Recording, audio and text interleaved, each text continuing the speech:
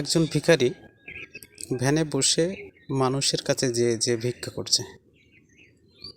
সে কিন্তু নিজে ভ্যান চালাচ্ছে না, তার একটা অঙ্গ হাত অথবা পা নাই, সে ভ্যানের পরে বসে আছে।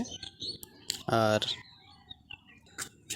যে ব্যক্তি ভ্যান চালাচ্ছে সে কিন্তু সুস্থ সুস্থ সবল একজন মানুষ।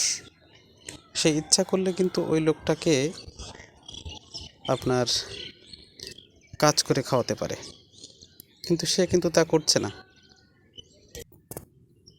সে লোকটা তাকে কাজ করে না খাওয়ায় সে করছে কি, তাকে নিয়ে ভ্যানে করে ঘুরে নিয়ে বেড়াচ্ছে আর ভিক্ষা করছে। কি আশ্চর্য!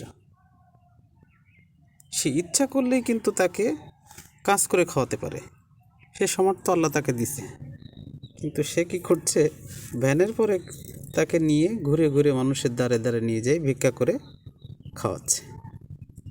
মাথায় আসে না, আজব।